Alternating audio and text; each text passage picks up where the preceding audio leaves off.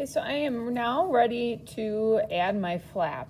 And the one thing I'm going to make sure before I start the flap is making sure I ended my weaving at the top with tabby on both sides. So yep, I have tabby weaving, a few rows of tabby here and on the front side as well. Okay, so you want to make sure that you ended in a tabby weave, not one of your other stitches. Okay, and you only need a few, like 2 to 3 rows of tabby. Okay, so I'm gonna flip my board since the string ended on that side. So now I'm back on the front side of my board. It does not matter which side your flap goes on, front or back, isn't gonna make any difference at all, okay? So what I'm going to do to make the flap is I'm going to pay attention to how I ended. So I ended under the last string, which means I'm going to go over the next string. And I'm going to work tabby weaving for at least most of my flap. If I want to add in another stitch, I can. But I want to make sure that I started with the tabby and I end my flap with the tabby, okay?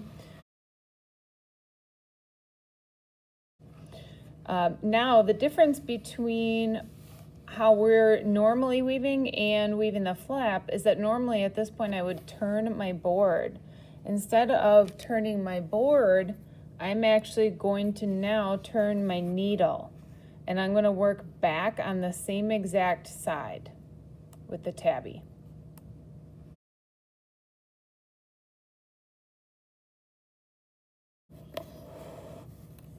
All right, so now that I'm across the board, notice how I'm got my thumb over this last warp string. There's a reason for that, because as I'm pulling on my extra string, I want to make sure that I don't pull too tightly. Of course, it's tangled on the bottom, it's caught on the bottom of my board here, but I want to make sure that I don't pull too tight, because otherwise my flap will end up caving in and I'll be pulling on these strings really tight and my flap will end up like this, which means it's not going to be as wide as my bag. Okay, so my goal is to keep my flap a little bit loose on the edge so that it doesn't like get too tight and start pulling these warp strings towards each other and shrinking the flap.